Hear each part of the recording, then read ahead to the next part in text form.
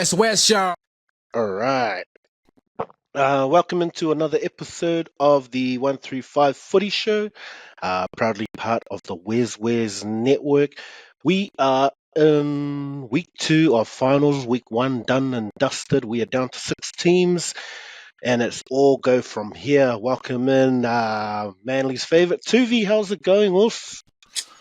You must be very excited, mate. Very happy and proud to be the last man standing in the finals. As you can see, the only one able to make the show. Yeah, mate. It's reminding me of half-time at the State of Origin match earlier this year. Oh, we ain't going back that far, mate. Calm down. That's what this is reminding me of. Can't see Simon. Simon, where are you? Hello. Nice, bro. So, yeah, we have officially down to 6 teams, 2 teams out. The Knights and the Doggies gone. We'll get into that. But before we get into all of that, let's start with your all-eyes player of the weekend, Wolf. Who stood out for you? I think there were a lot of standouts, even in a losing side for the Knights on the weekend. Tight game. Ponga, man, came to the fore. Yeah. Had some really good touches. That try, especially that one that the Knights would be ruling, where Dane Gagai just couldn't quite get a hold. You know, to his credit, the pass was a little bit low, down towards the knees, below the hips, but he would have thought someone... Queensland jersey, he'd pick that up. He'll get offended by Bradman Best. Oh, sorry, I digress, coming back to this game. Yeah, man. You would have thought someone like Dan Gagai would have been able to pull that one in, but that could have been the clincher. That could have been the one that would have got the Knights home. But it was a great game. But in saying Ponga, all credit to him. But I think my standout was Turbo. Ooh. Tommy Turbo. The reason being, he's obviously battling through a bit of pain. And for him to come up with that, and it was him and Daly Cherry Evans that were able to spark orchestrated that. Yeah. Fifth tackle was beckoning, and basically, if it wasn't for that offload as he was falling to the ground, it went through a couple of hands to then sort of took Gola to do what he did with one boot and scored the match winner for us. But yeah, so I'm giving it to Turbo. They're talking about him. Obviously, they're trying to manage him coming through for this next match. So for him to be able to do that and come through it a little bit worse for wear for game 1, but moving into the second week of the playoffs, he gets my vote. Nice. Well, before we move on from Tommy, your concerns, we'll probably touch more on when we get to the games, but they needled him partway through that game as well, just to carry on. Man, Did they? I don't know how serious that is. You worried about him for the rest of the final series? Not really. I think, like I said, they've got to try and manage that, and however they do that, that's in the medical teams. They've obviously got to do that as best as they can. We're hoping that he's going to be available, but yeah, just going back. Hopefully that he can still. But then they've got someone else that they can bring in. We can reshuffle that back line, even if it means that he needs to sit this one out in order to be there for the latter stages, because we've still got Jason Saab. Hopefully not yet. We've still got Jason Saab to come back, and where he fits in the piece. Who drops out? Does Tommy Talau drop out? Jason Saab slide in, or can then they afford to then put Garrick at the back or Kola, and then Saab slips in, Tommy comes in inside 1 or 2. So they've got the riches and they've got the depth to do that, but any team with a Tommy Turbo, even if he's 75%, is still a dangerous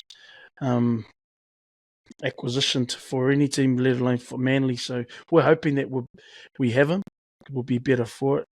But to the detriment of his body, gaining a few more scars and knocks and bruises. All right. I've gone with probably obvious, but Nathan Cleary. Just in that first game, like just his return from injury, It's probably been spoken about by probably a lot of commentators as well. Just his approach to that game, with the shoulder injury and really going out there and just testing it. I don't know if that was conscious, but yeah, he, with that injury and I guess the Roosters game plan, Crichton that just gonna run it straight at him. Yeah, and he really just shot out the bullet, just like, oh well, I'm gonna test this out and I'll come for you. So yeah, it's almost like that approach to the game changed the style of the Roosters play almost because I think they thought that would be their avenue and quickly shut down when Cleary stood up to it and then just had the support from his forwards around making sure that he was protected as well. So, yep, he takes out my all eyes for the weekend. Yeah, like you're saying, a lot of um, noticeable mentions there as well. Dylan Edwards, I thought again, he's been standing up. I think it's just unfair for him that he always goes unnoticed. Like the amount of work he does, he continually, like he did another step up, I reckon, this weekend as well. But yeah, again, overshadowed by his other team members. But yeah, I think he's a very noticeable mention there in the fullback. Yokaya Kele for the week. Who let you down over the weekend, mate?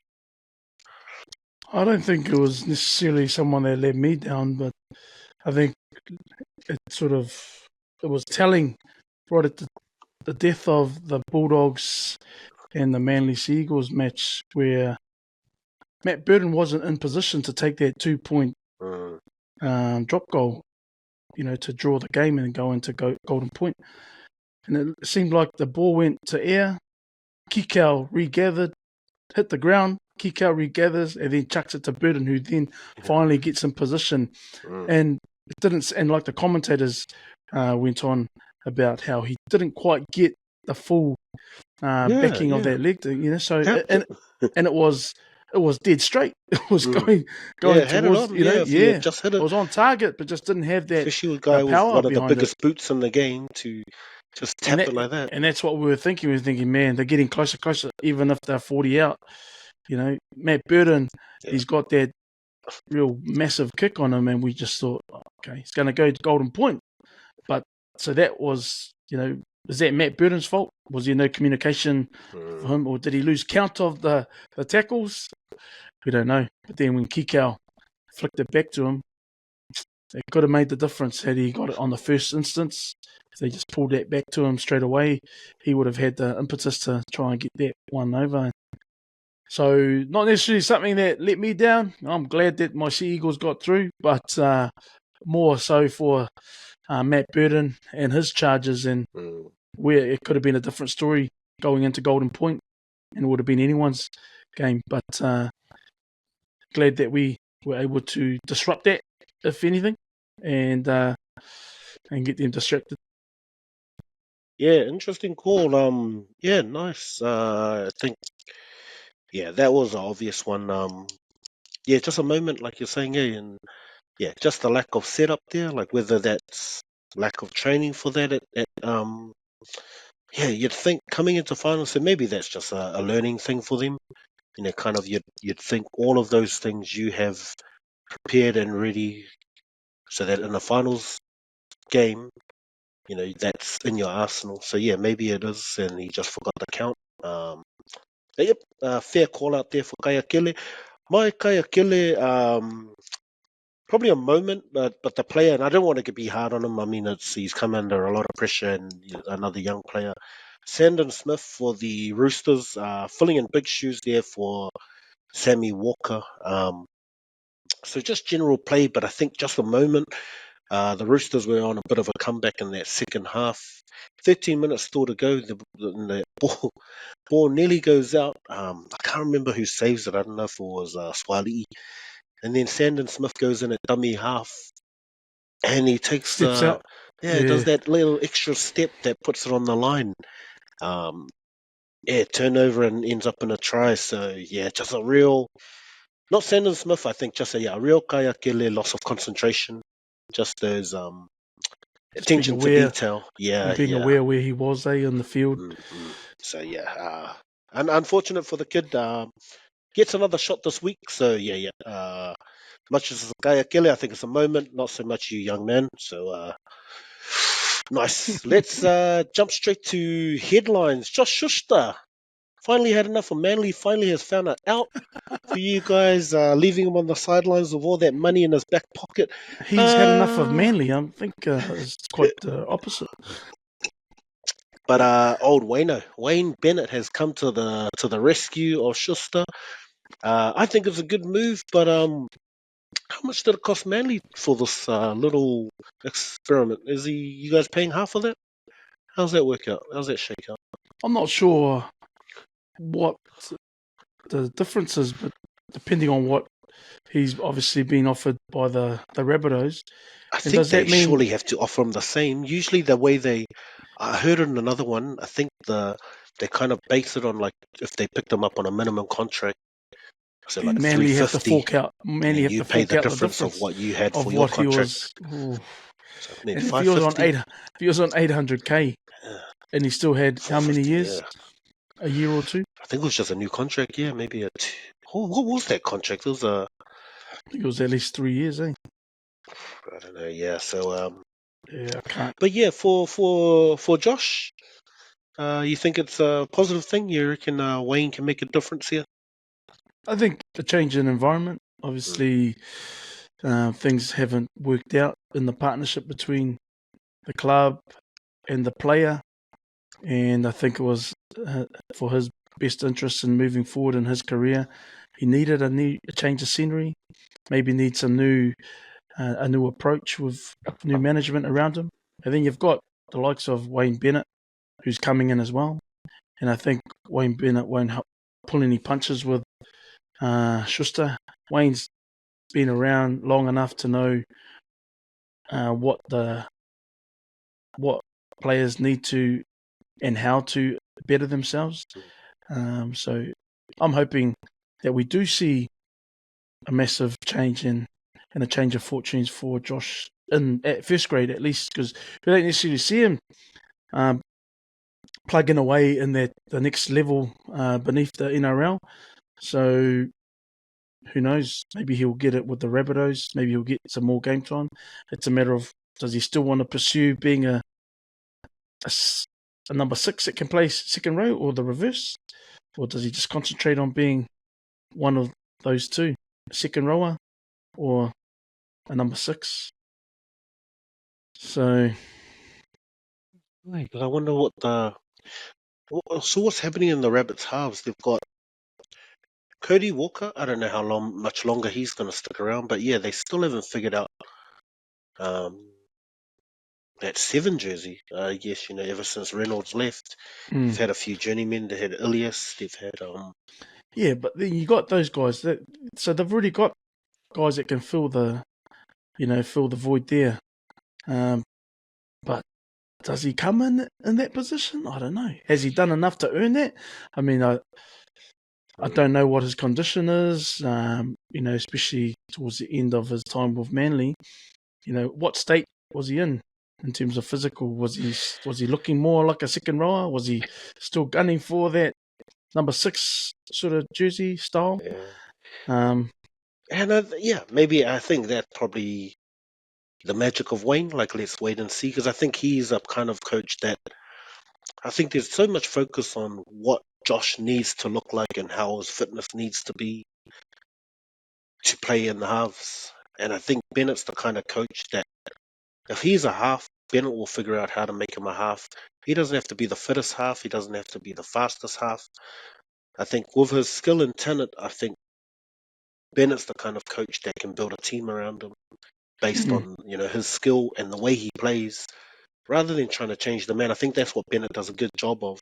Mandy's been like, go for a run, go lose some weight, you're too fat. Whereas Bennett's just like, you're a talent and I'm going to nurture you and make you the best player you can be with the right people around you. I think that's where Manly's really failed, Josh. So I wish him all the best with Bennett and the Souths, just like and that he to, moves into better environments and away I from just all like these to just caution you there, conflicts and problems Tana. that he's having over in That's not Manly. verbatim. Manly never said you're too fat. Go for a run. I hope you're paraphrasing there and just making it up as you Oh go. yeah, surely paraphrasing, Yeah, but yeah, yeah, it's yeah. obvious that's why he's earning so much, but they just can't get him starting. A sure talent, absolutely. Mm, And for him to even going back to that World Cup where he pulled himself out to work on himself, that shows good initiative. He's trying to be responsible there, but it just hasn't worked out.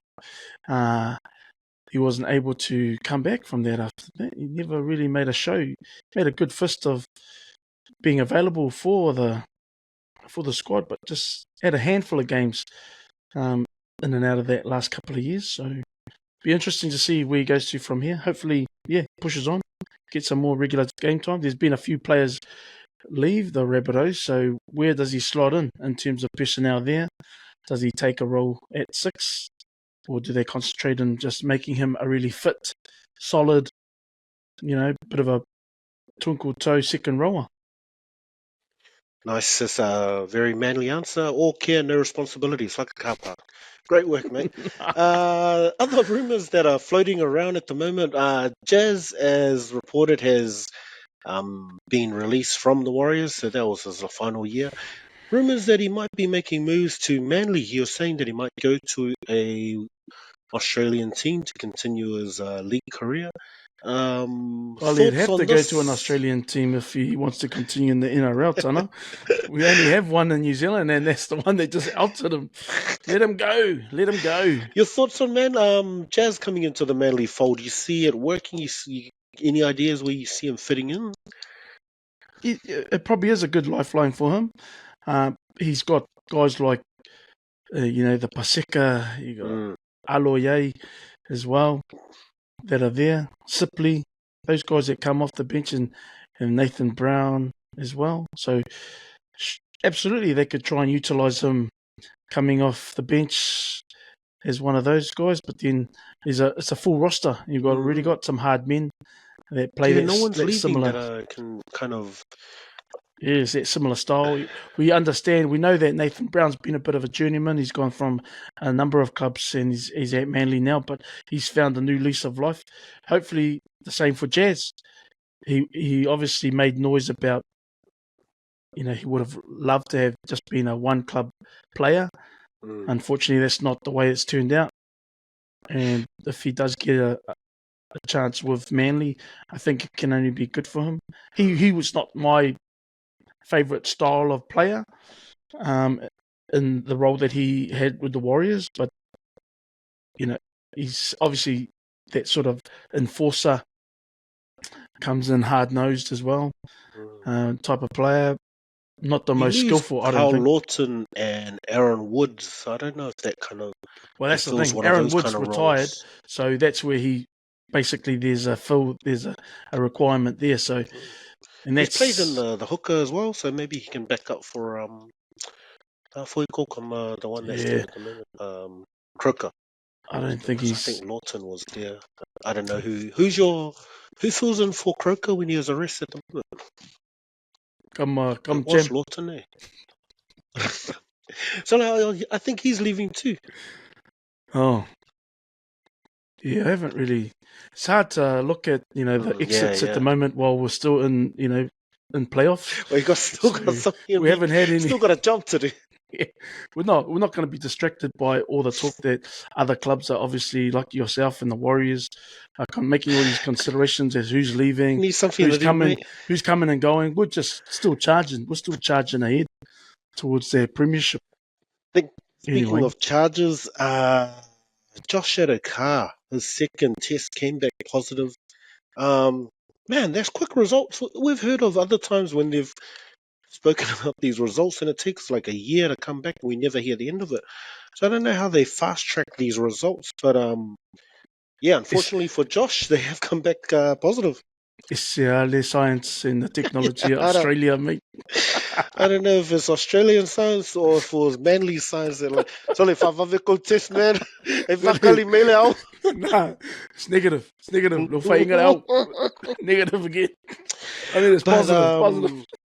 Yeah, I guess Josh took the high road prior to last week and called himself out of the team, for the betterment of the team to remove distractions. They said there was no distraction.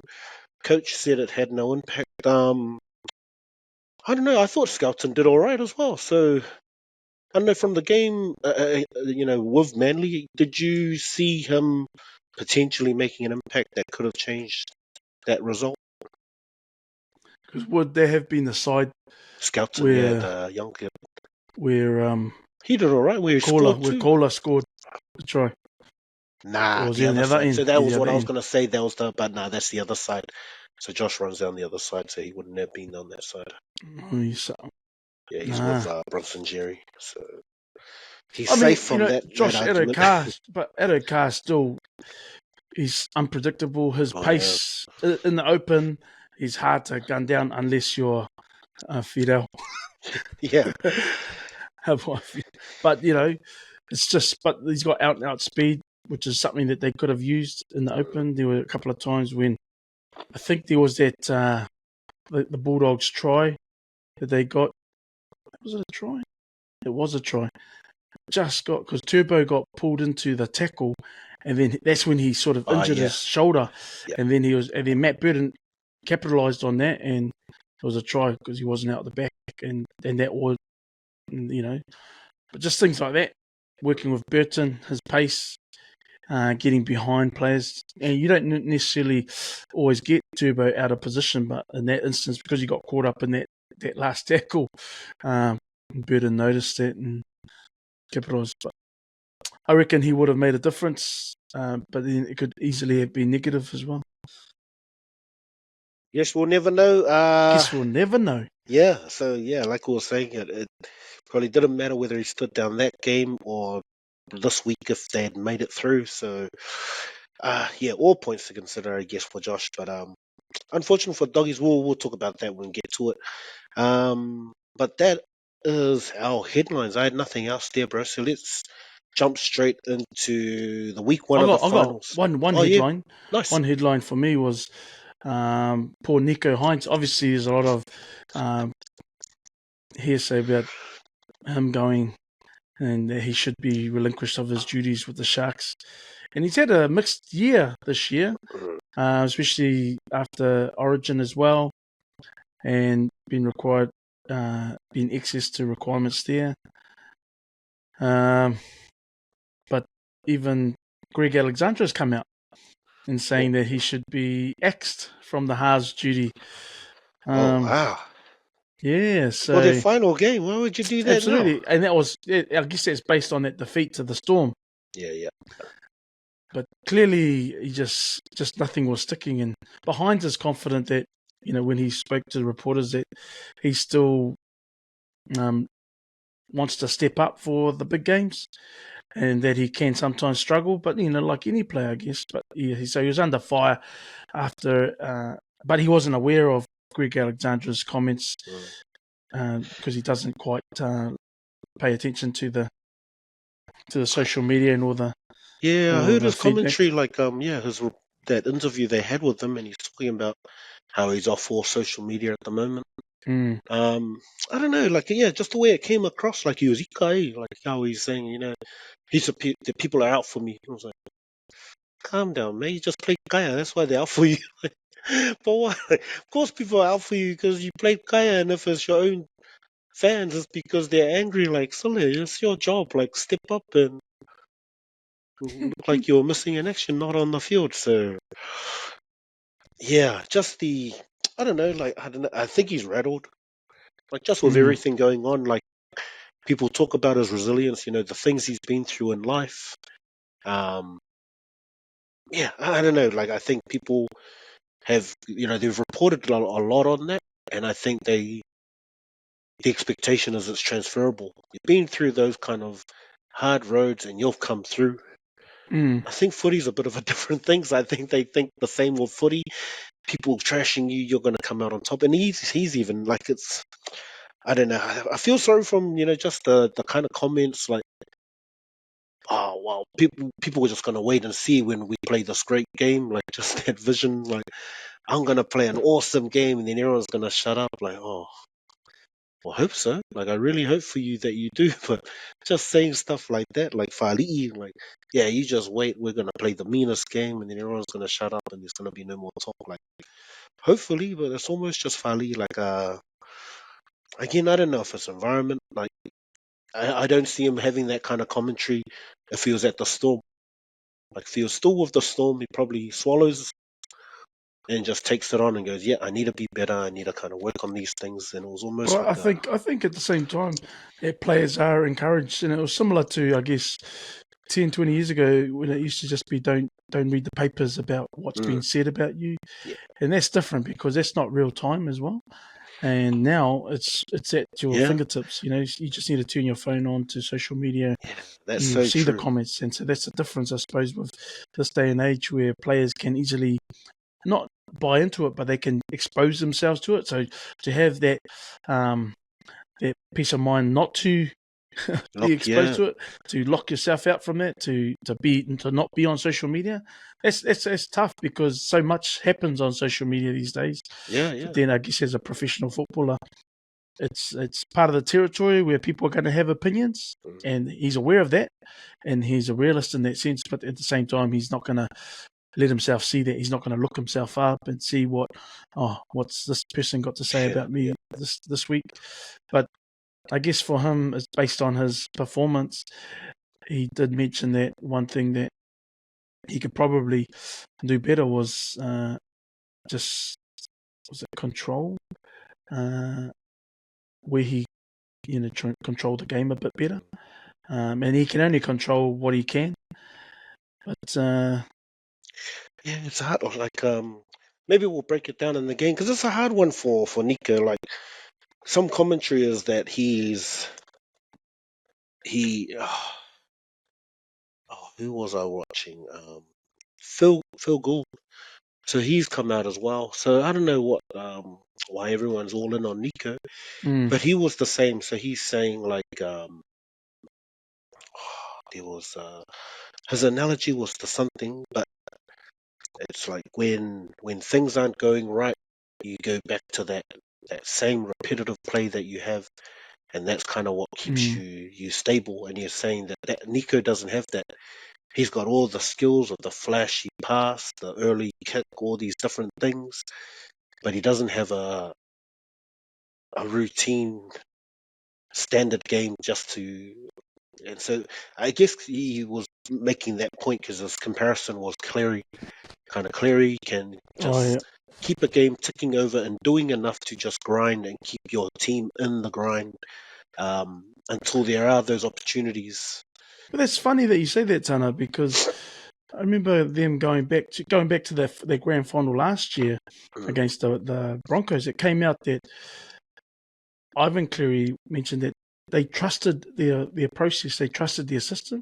So yeah, even though they weren't making inroads in that first 60 odd yeah, yeah. 70 minutes, they just kept on doing it because they trusted it enough that the benefit or It'll the come out result will eventually. come. Mm-hmm. And that happened in that last 10, 15 Yeah, minutes, and it was nothing different. They just kept on repeating the same process, yeah. keep going through their tried and true, and then they broke through um, in the repetition of that. So Mm, and I think Heinz, all Nico said was that the only thing that he probably did wrong was not finding touch from a penalty in the first half, and then he said, I can't see any other time. So yeah, there's, so I I don't think know, it's there's a those bit moments, of yeah. bewilderment around that, eh? Because I guess, yeah, so I guess you rewind it back to the last week, the week before, where they look really good, the Sharks. Um, and I think that's the thing, like just seeing that performance, like he was quiet, but the rest of the team stood up. So he's coming back from injury. Um, Mm. and so you kind of expected him not to be as involved. But I think that's the thing, like, I don't know if that's all on Hines, like saying that he doesn't have a go-to, he's too, early ball or going out the back. But I'm like, isn't that the game plan though? He's just going what his coach, like Gould's pretty much calling out two different game plans. Like that's not the Sharks game. Like the game plan from the Sharks, they spin it wide right from get go. Like if they're in their own house, they don't wait. They don't like Mm. the Panthers play a game of the long game. They grind, they'll finish their sets, kick down, and then tackle you all day down in your 10. And then when they march themselves downfield, get in your 30, 40, then they look for those mismatches, and that's when they attack. Sharks don't do that. If they see a mismatch, 60 meters out, they go, and you see them pass the ball from 60. and try and go for it. So I think it's kind of an unfair assessment from Phil Gould, because that's not the game plan he's been, that Fitzgibbons placed around Nicho. So I don't know. It seems to be a lot of chatter and concentration and focus on what Nicho and I don't know. Like, it seems to be a lot of Sharks haters, as much as there are people saying, "Oh, if you don't perform, but it's like, well, no one's really given the Sharks a chance. Or yeah, even in our own commentary, we kind of said they were a threat, but no one had them in their eight. Now these guys are here, and people are still, yeah, kind of this whole hoping the hoodoo continues. Like, oh, they suck in finals games, so yeah, I don't know what's driving that. Like, yes, like other players are having rubbish final series, so seems to be a lot of heat. I don't know if it's because of the fact that he's had the accolades of Origin, and so it's that expectation. Like, if you're an Origin player in the final series, you need to be playing like that. Anyone else in the final series who's not an Origin player, we don't expect as much. Because you look at Sandon Smith, no one said boo about him other than me. Everyone else kind of just goes, "Oh, the Roosters missing Sammy," but it's okay because it's not Nicho Hynes. So, uh, yeah, let's break that down a bit more as we get to it. But the Panthers Roosters game, man, yeah, the Panthers are ruthless right from the start. Um, Nathan Cleary coming back into the team, but everyone, like, I think that's the thing. As much as Cleary came back and looked good, everyone else stepped up. Like, everyone played their part, and it was cool listening to Joey Johns and Cooper Cronk break it down, just speaking about the way everyone did their part, and it's a team effort.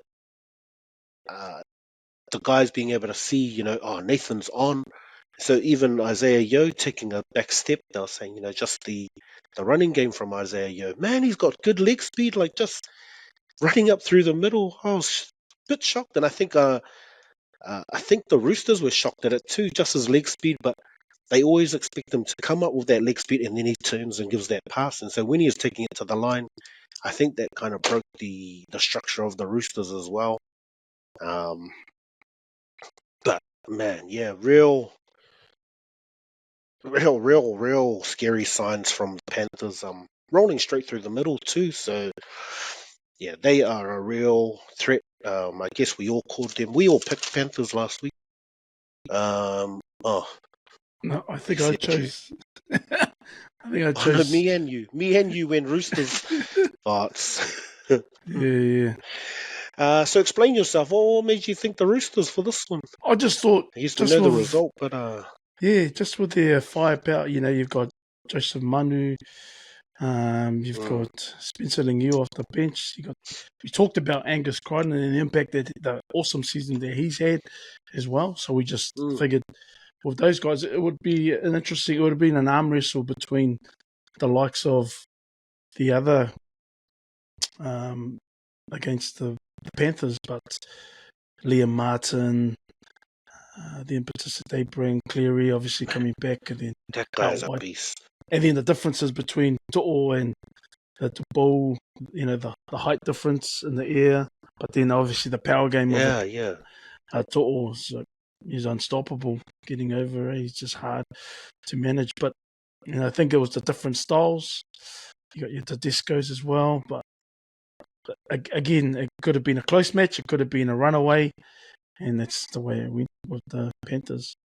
But I think I think it was just being safe, I suppose, in that if, and there was a comment last year that Stace meant that anyone, or Bobby made that anyone in the top 8 on their day could win a game. So even if it was against the Penrith Panthers just have to have an off day and they could lose. But we've seen that happen. But they're charging forward and they're just trying to leave no stone unturned at the moment, and just been really difficult.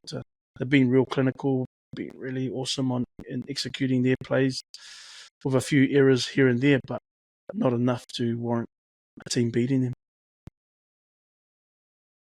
Well, yeah. Like, I think the only thing I probably saw out of that game, as a potential crack, is just that right side defense. So amazing attack on that right side. But just their defense, like only because of that Swali'i try, like just the way they marched them down, targeted that middle and then bounced out to the left on their right edge. Um, yeah, maybe a lack of concentration, but I think probably evident only in because I guess that's Critter's side. So potentially a kink in the armor potentially for Panthers. That's probably all I saw. Other than that, they like most of us caught it. They look like they're there for the GF, there or thereabouts at the moment, and they showed it in that game. All right, let's go to the next game. We've spoken heaps about this. The Storm Sharks game. The Storm, I think throughout the year, like I guess that's again the standard of the Melbourne Storm. Like they haven't been firing. Like they've been there or thereabouts in games, kind of doing what they need to do. Jerome just leading the ship. Mm. But then in this game, they seem to just click. Everyone just again similar to the Panthers game, like the Jerome probably one of his most ordinary games for the season, and I think because of the level everyone else came up. Munster just starting to look good. Yeah, everyone just putting up their hand. And the ability of the Melbourne Storm themselves, like after that golden era of Slater, Cameron Smith, Cronk, you you kind of thought, yep, these guys will maybe fall off, become like a bottom 8 team. They've shown that they're there, and now you got these guys who were unknowns all of a sudden becoming household names. Warbrick, Paps, Hughes, Munster, even Katoa from the Warriors. So, yeah, that's probably just singing the praises of the Storm out of this game and what they did to the Sharks. And that we've spoken a lot about what happened to the Sharks. They just got bullied, really. That's how they they just yeah. All their big props just all look like they were getting bullied out there. Um, I don't know. Yeah, you're Yeah, similarly, just you have to sit back and admire. I mean, there's no vested interest for me in this in these games, and just to see, but the talent that they have, like you have the Harry Grants, Munster, Meany, yeah. and then seeing Warbrick showcase his skills and his power and strength to score a couple of tries, and still he's relatively and sort of an unknown around rugby league Second circles. year, I think. Second year playing, debuted last year, coming off the back of a successful sevens career for New Zealand, gold medalists at the Olympics. So, and Warbrick he's finding to be a class act on the wing for. He's bulked up a lot since his sevens days, but Ah, jeez. obviously the speed is there. But he was a lot more slight in his Oh, sevens okay. days. Not as big, but he's packed on a bit of muscle to contend with the hits and the contact in rugby league. So he's made leaps and bounds, and he's a name that goes down as another Kiwi like a Duffy, making his mark through the Melbourne Storm machine. But yeah, right across the park. Even I was so happy to see Pappenhausen come through unscathed as well. Someone that's been injury riddled over the last couple of years. He's probably played a lot of games, more games this year than he has in the I last 2 think so. years. Yeah. So that's an encouraging sign for Pappenhausen. Doesn't quite have that turn of pace just yet. We haven't seen him display it too often as he did before his injuries, but he doesn't need to because he's got the likes of the Harry Grants, the Munsters in and around him, and Jerome Hughes just doing their thing. So he can just settle in back and utilize all of his big boys. Even what's his name, Asafo Solomon, come on, massive injection into the game as well. Just with his size and his presence, not taking a backward step against the Sharks. But that's the thing. I think all of those names and the rest of the team just cancelled out anything that the Sharks were able to do. Katoa from the Sharks had a a few glimpses. I think he scored a try or close to. Yeah, early. So, but other than that, I think the Storm just sort of cantered in with that one. Yeah, fortunately. All right, let's move on to the first of the elimination finals, the Knights and the Cowboys. Man, this was a good game as well. This was a real back and forth game. And the Knights, well, Ponga, Ponga, Ponga had this game. Ponga, Like, man, yeah. Ponga was firing on all cylinders, and it looked like the Knights had this for all money. And then the Cowboys just suddenly decided to click. And when they decided to click, they just kept on clicking, and things just kept going their way. Yeah, that pass we mentioned it earlier. But man, yeah, it was the one that got away, unfortunately, for the Knights, and they'll continue to have to talk about how they keep falling out of these finals. Yeah, I don't know. Anything you saw from this one that's Oh, it was so awesome just to see Ponga? him in full flight, and the razzle dazzle that he has, just a wrong foot, people, it's just astounding. But Yeah. just he made some grown men look amateurish, eh? So, but nah, I think it was just one of those games that they'd be looking back in as good a season, and they snuck into the 8, but they'll be ruining a few errors and not capitalising on a few opportunities that they would have had, especially as mentioned earlier on, Dane Gagai not collecting that ball, albeit a suspect pass, a bit lower than above his breastplate.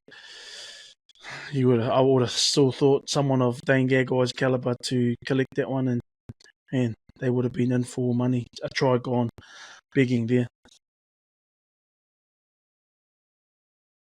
Yeah, probably one of the biggest concerns out of this game. So I called the Cowboys. I called them as my GF. Oh no, I didn't. I didn't cancel. I called something else. I had the Dogs. Don't worry about it. It was on a different bet. I had the Cowboys. But yeah, real alarming. Like, as much as the Cowboys got that ascendancy, Knights had so many chances because they just kept just running straight through that Cowboys defense. They looked a shambles on their right side, and the Knights had so many other opportunities just running out of their own halves, and just disarray on that right side of the Cowboys defense. Um, and yeah, pretty much that's what pulled them apart to set them up for that almost try. Um, so yeah, looks like there's, as much as the Cowboys, I thought they were promising. They looked okay, but yeah, just the way the Knights were able to march down the middle again, to give themselves opportunities, the Cowboys didn't look confident to close that out for me. And finally, the doggies Manly. Only yourself and Bobby took Manly for this one. All the rest of us were doggies fans. Yeah, I think the hype, just so much to play for. I think off the back of the heroics of the Warriors, like they were very similar to them, coming into these finals with Serraldo, turning that club around. So I think they had the backing, especially the home game. Yeah, so much to watch. Um, and yeah, I think there was many Doggies fans who were doing a Nicho Hynes thing off social media this week because they were all up. All the doggy friends that I have were all up for this, and all keeping their Facebook on Monday after this comeback from. And it very much was a comeback from Manly. Like, Manly, this game was hanging in the balance, but it looked like the Dogs had it. They got on top, but then class, yeah. All you can say is class. Like, Manly, you spoke about it, Turbo. Just that combination, just coming back. Yeah, I think that's a class call. Um, but yeah, this game for you, bro. Like, how exciting was that last try, man? Oh, that last try sealed it for us. But then even before that, like you Yeah, said, Tana, it was the comeback, eh? And 20 minutes to go, we were still behind, and Cherry Evans scoring that try was able to, yeah, that brought us back from the dead, sort of thing. And Mm. I've always said throughout the year, the last couple of years, we've been pretty good at being comeback kings in the second half, even if we were down. But I think we've got a bit of stats against us at the same time because we don't necessarily are playing good in the first half. And that makes us nervous because we're never sure what to get, especially when you've got such a star-studded back line. But Yeah. Trbojevic, but then that Tommy Talau, his first try. And I prefer Tommy Talau in at centre. I don't think he's got out and out pace. We've seen him through the season, and he's had a top season for his first season at the Sea Eagles, having come from the Tigers. Oh, sorry, the Dragons. Was he from the Dragons? But No, it's Tana. yeah, Yeah. but I just prefer him. Oh, sorry, his dad's at the Dragons, but he's just not quick enough for me on the wing. But the good thing about Tommy Talau, he's a good finisher. He can finish in those close quarters. If it's going to be a long sort of distance for him to run, he'll get gunned down, motored down. But he's awesome. He's there on the spot when he needs to execute if he's given the ball from his inside centres. But having Jason Saab back might be even better. But it was just even going from there, momentum, but we were still down for quite a bit. But then Kikau, for me, had an outstanding game.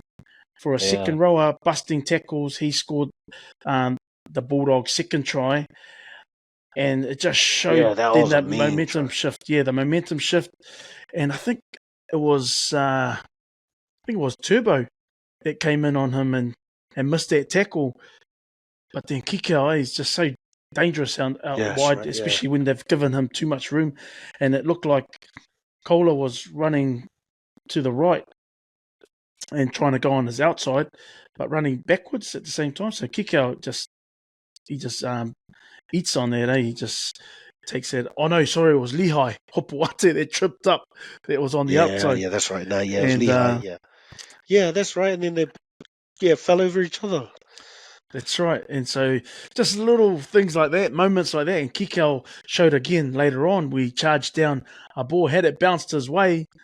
Sheesh, we could have been looking at another Oh, yes. try. So Kikau he's showing to be quite the buy for the Bulldogs over the last couple of seasons. Last season, it was pretty tough for them. They were languishing at near the bottom of the ladder, but just some of his touches, especially in that last game, it's just one of those things. Having come back from a season like last year, I think Phil Gould touched on it that they couldn't have finished the season any better. He believes in that, even though they did lose they lost in the first week of playoffs, but they're just they've had a good season nonetheless to come back from last year. I think they've been a massive improvement in that regard. The Steve Crichton try for them to come at for him to get that try, and that's the one that Tommy Turbo was out of position and after he hurt his shoulder in a tackle, and that's the try that Steve Crichton capitalised on. Well, Matt Burton with the kick, and that took the Bulldogs out to 16-6, so they were 10 points ahead. And then another try came in the corner. Who's their number 5 for the Bulldogs? So he scored that try. So that's the guy, Skelton. Oh, no. Scout. Oh, the one who came in for Addo-Carr. For Addo-Carr. Oh, no. Skelton. Skelton, eh? And he stepped in. He was looking like he was going to go corner, and then he stepped in. Yeah. Skelton. But I think... that was a good try. But then I think from there, trusting in our bench, and spoke about Bullimore and the way that he's played over this season, his injection, his pace, his hard meters that he chews up, just straight running, similar to a Nathan Brown. And it was Bullimore that came in, took the ball off suspect forward pass, I think it was, from the offload from Lehigh. Looked like a forward pass, but it was given anyway. Bullimore scoring under the posts. And that's the kind of injection that a guy like him, similar to a Liam Martin, those kinds of forwards that can come in and inject a bit of passion like that. But then the try that after Daly Cherry Evans scoring his try to bring us back from the death book, because I think the Bulldogs still went on and scored another try after the Bullimore try. And so that's where, and then that try that Takula scored That was brought us home, and that was just amazing because he didn't have any business scoring a try like that, even though it was from the offload that far out. That's right. Yeah. He still had a heap of work to do. I think it was the fifth tackle, Daly Cherry Evans. Yeah, who gave it to him? Because I thought he got it early. Yeah, because Turbo came in the middle. Yeah, Daly gave it to Turbo to Jake to Ben Trebojevic, and then Ben Trebojevic to Ben. Kola. Yeah, because I thought Ben gave it early. I was like, yeah, that's what I thought. I thought he had given it a bit too early as well. Yeah, then Kola broke.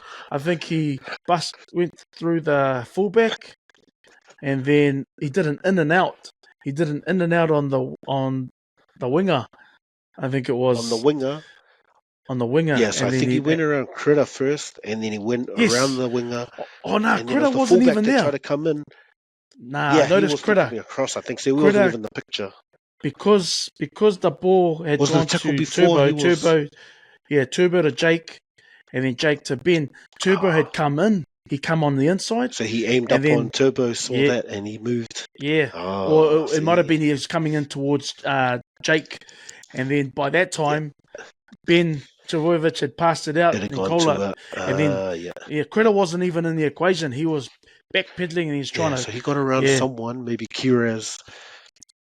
Yeah, so man, it was. That was something special. That was what it needed. Everyone knew, man, Manly needs something special to win this. And well, that's it. Kola delivered, bro.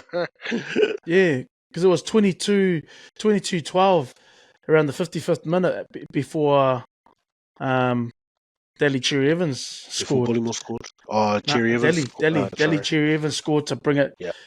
Bring it up, and then the Kola try after that. So we were out, but the momentum was with the Bulldogs, And I was just thinking it was theirs to lose. Fully, because even that set was just another set, because they were just grinding by this time.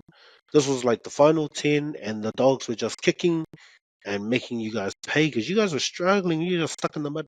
They were doing what they did to the Warriors when they came here, and just kicking down and making you guys work out, and you guys were just stuck in the mud. And man, just that breakout, just for Cherry Evans to see the opportunity and realize that we need and usually he'd probably kick out of trouble, but man, I think, I don't know if it was planned. It looked more like a Hail Mary, and it just came together with Turbo cutting through the middle. We were still inside the 30, and that was the fifth tackle. Yeah, that's the thing. It was just like let's go, let's have a go, and it was like we were struggling to get out. The doggies weren't too broken, but I think it was just the shock from the doggies, the audacity, these guys trying to run it out from here. And I mean, I remember the way he did that in and out. Covered, because that guy had committed to the tackle when he had come in. I guess it was special because they were covered. Yeah, man, it's just crazy. And you look at man for man, he went early, and there was three. It was almost 3-on-2 because Ben passed early, and that's kind of where it was like, oh wow, this guy's giving the ball too early. It's covered because there was doggies. You look at it, it was staggered, but there's doggies players there, and Kola was just magic. That's why. So Tommy beats the 13 passes, and Critter had come. Yeah, Steve Crichton had come in on Jake Trebojevic. So Ben Trebojevic had gone past him. He was not even in the equation after that. He slips out. That's where he loses his boot at the number 1. And then Carraz he just ankle tapped there. And Matt Burden come across too late. But it was, fun fact, I heard that in I think it was the Matty John show, I think the early 90s, up until the 90s, they changed the rules. Because prior to that, you couldn't score a try with one boot on. You had to have full sport attire on. Really?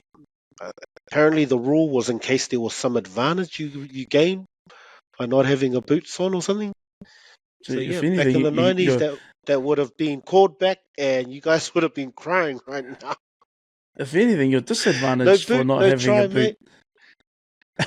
Exactly. No, you're Yeah, just right. might make Cola run faster. See, he could have been running faster. That's why it was like, Nah, hey, this guy's got no boots. That's why he's faster than everyone. nah, yeah, that was But yeah, that was a amazing way to finish the first week of finals. Like, yeah, I think it was unfortunate, like you said, that Maddie Burton, they had chances. So it's not like that was the final play. Like as much as it yeah. won the game, there was still a chance for them to come back.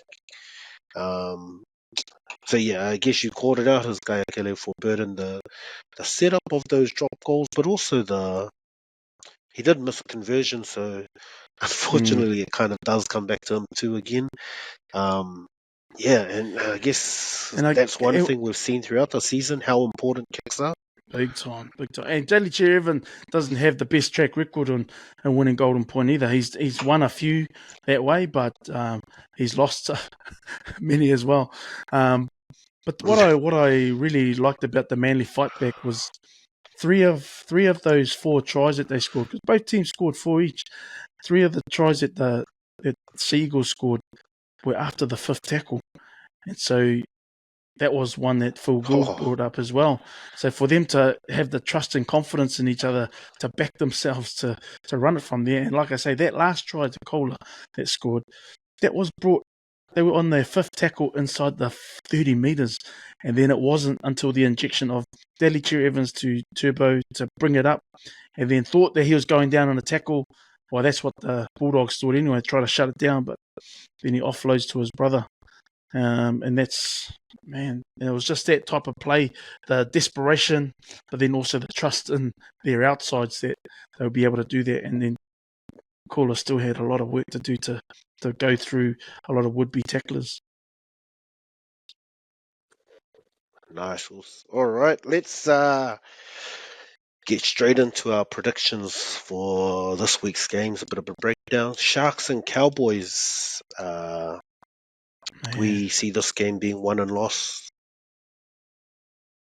man, I think Hynes has got a massive redemption week ahead of him. He still thinks he's the man for the job at halves for, despite all the naysayers and even the great of um, the caliber of Greg Alexander, who believes that he should be out. But I think that's for Hynes to try and rectify this week.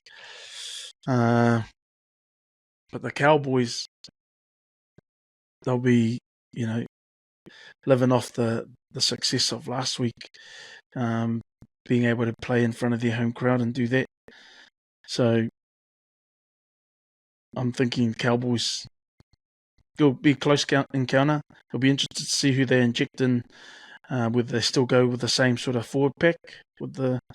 Does a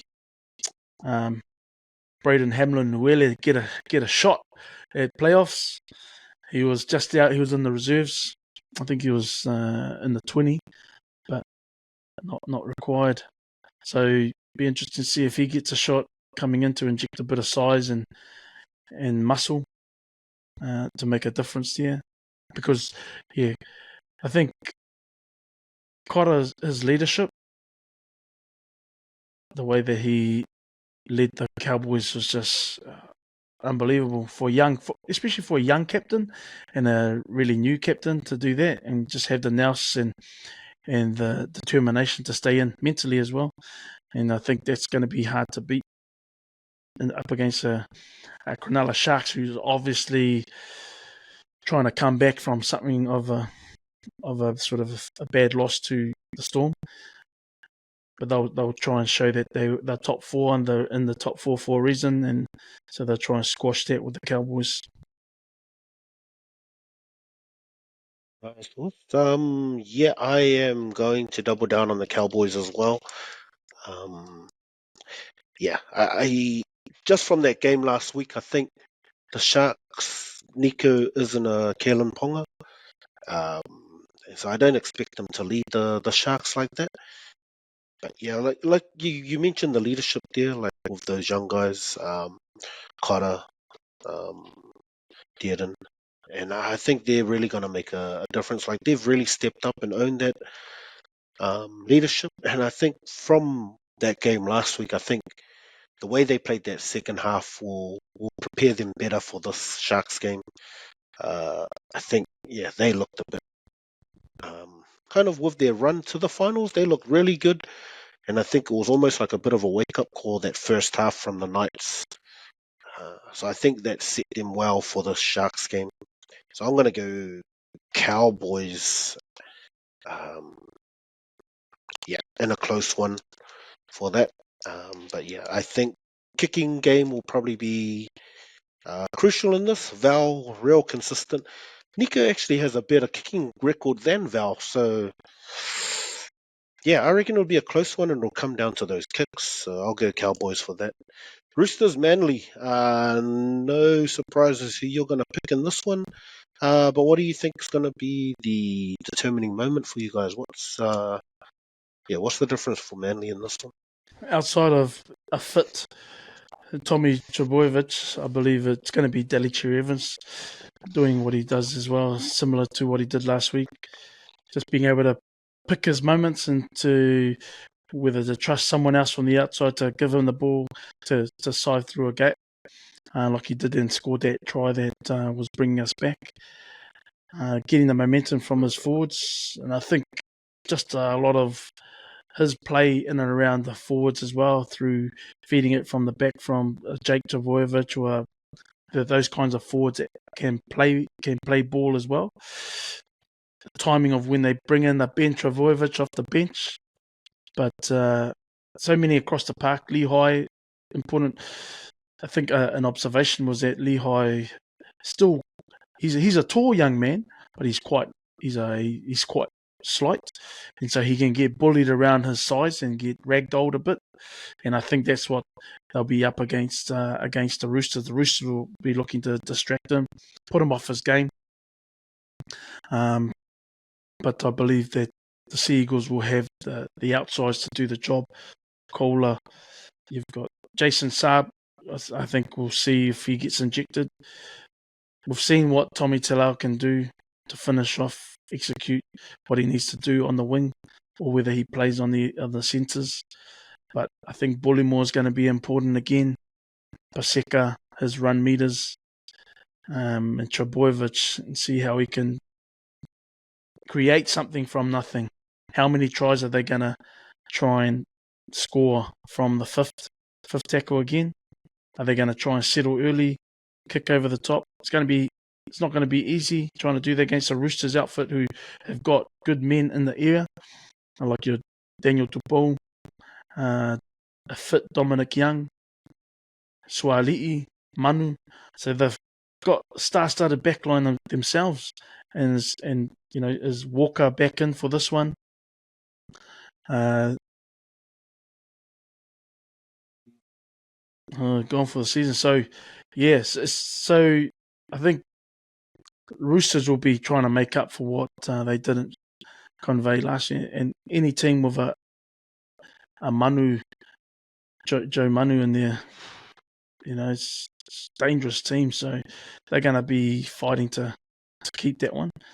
It's going to be a packed out stadium again. The noise, we've seen how the doggies were, man, and that advantage that brings, and it can distract and break a team as well. So, but just hoping that we can get it over the top of the Roosters. It's going to be a cracker of a game.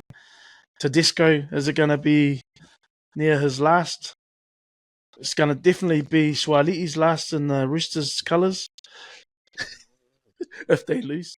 But I'm hoping any which way, be happy. It's been a good season from both teams. But obviously the supporters and the players alike don't want to be finished. You happy with this?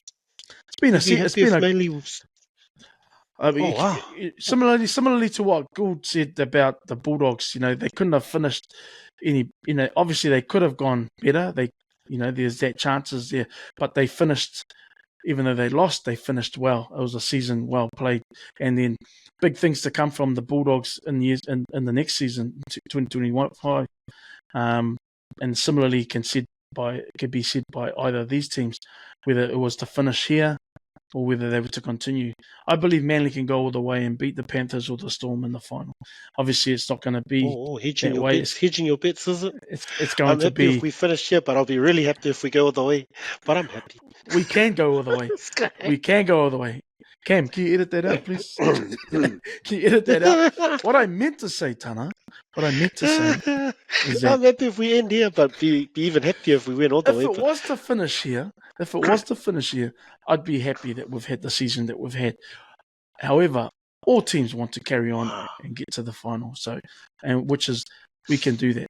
If we show up the way is that that your we goal for the year? Like, as long as I can just tease these Warriors fans for the rest of the year, I don't care. As long as I come above them, I'll be happy. This guy. it's not the case. It's not the I case at think this all. is gonna be a real. This is gonna be a good one. I think all Sydney match there on Saturday.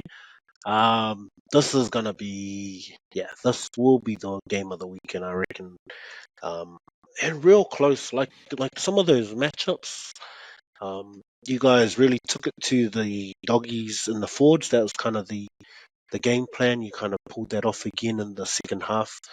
But a real different beast here in the Roosters, man. This Ford pack, I think that's where it's going to be won and lost. But like you mentioned, Paseka, Matt Lodge coming in late. He's been a Lodge, real man. awesome addition back Yeah. into Manly. Awesome to see him back in the Manly colours. Kind of left, came over here, did a job for us. Gone back there, calmed down a bit. But yeah, that Ford pack versus the Roosters, real even pigs. Jared Waerea-Hargreaves comes back in, so yeah, I He's think going to cost he's him. He's going to happy to be cost him. back in. He's going to have a brain explosion. Exactly. It depends how long he stays on the field because this is his final season as well. He's retiring, so I think he's gonna give it all, but he needs to give it all in the hope that he gets to play more games, not give it all because this is his final. So, very much again, I would have gone Roosters for all those points you talked about the aerial attacks. Again, Tupou and Manu, real good targets, especially against these guys. Like I thought it was the same against Panthers. To'o and Taruva probably do a better job, and Dylan Edwards of securing that. But maybe a bit more chances against Tommy Talau and Lehigh with just their experience. Trying to target those guys. But again, the experience of DCE. I don't know if it evens things out with DCE and Luke Carey, and then Brooks versus Sandon Smith. I know it's they're both of their early in the finals, but I think Luke Brooks has played a lot more games than Sandon, which is what's going to tip me towards the Manly Sea Eagles and pipping this one and taking it off the Roosters. So, Yeah. it's going to be I think, exciting because, I man, it's reckon if moving towards Manly, your prediction. well, Manly beating the Roosters, that's going to be an upset because obviously the Roosters finished higher, and so they're Yeah, expected and they've got everything to to play continue. for. So Exactly. yeah, so they wouldn't want to be losing two playoff games after all of that, making Sammy top four. Walker, And yeah. but Yeah, well, they yeah, made the but top four with Sammy, and that's how crucial Sammy Walker's been to their season. So, But that's an interesting yeah, point that you unfortunately, make I think. about. That's an interesting point you make about targeting guys like Lehigh, Tommy Talau, and I think that's when you look at the caliber of Joe Manu as well as Suali'i versus a Lehigh and a Tommy Talau. These guys way more experienced. They got a lot Yeah, more game time under their belts, more hardened, hard nosed, and so these two are pretty much rookies. Well, not necessarily Tommy Talau, yeah, but just. Lehigh definitely. But Mm. this is probably Tommy Talau's first playoffs. Would it be? I don't think he made Yeah, playoffs would be. anywhere. Yeah. Yeah. So He's the Tigers. His Tigers is the only So time this he's come is close. uncharted waters, after last week. They've got that behind them under their belt now. They know what it's all about. Yeah. And the intensity levels just increased tenfold. So, and it's do or die pretty much now from here on in. So, yeah, it'd be interesting to see if Tommy gets another shot. Tommy Talau around, but he's showing his worth with all the tries that he's Mm. scored for the Seagulls this year. So he's been a massive acquisition in that regard, with the loss of Jason Saab here and there, as well as a young Vaenga on the sidelines too. So they've got a bit of depth there around the wings and that, but he's getting the nod at the moment. Nice, all right. Let's wrap it up with a 3-leg multi. You got any little doozies you want to pull out there? There's only 2 games this week. Just throwing a few little extras. I'll go DCE, try. Anytime Ooh. try. Nice. That's a great start. That's about DCE is probably $7 for any time try scorer. All right, I'll go for. Yeah, I think they're all going to be close, eh? So I will go with a Lehigh double. Oh, Lehigh Hopewadi. when was the last time he scored a double? Not till this week, mate. This will be the first time he does it this week. That's why it's going to represent. And to close that out, you want to add one more in, mate? Maybe a for and against, 13 plus, 12 and under. Ooh, I think I'll go Manly Roosters 12 and under. Man, nice. Nice potty, Us. Thank you. All right. Any last words, Us? No. I just hope Nicho Hynes can, make a better fist of it this year and quieten the naysayers. Just for the fact that this is, I guess, still a person that we're dealing with here. There's a lot to do with mental health that goes around, and when someone's shutting himself off from social media just so that he's not distracted, despite the fact that he knows that the noise is out there. And so he's purposely keeping himself away from it. Hopefully he's okay. Obviously he's got good support in and around him, family, friends, as well as the club itself and the management. But hopefully he's okay. He's a New South Welshman. He's been there. Hopefully he can get it done for his team this week and just, prove himself right. Nice, Us. Hopefully you got enough support around you for Saturday night if things don't go well as well. Surely, mate. I probably don't even have to watch this weekend. Nice work, Us. Last words. No, thank you for jumping on. Thanks all for tuning in. Things don't go well for Manny. It looks like I'll be here alone next week by the way things are going. But thanks for listening. Thanks for tuning in to the 135 Footy Show. Please go check out the WesWesNet.com website where you'll find all our other podcasts, articles from the boys, and also the latest edition of the WesWes Sports Magazine. Taftai for tuning in, and we will catch you next week. Live. Sharp.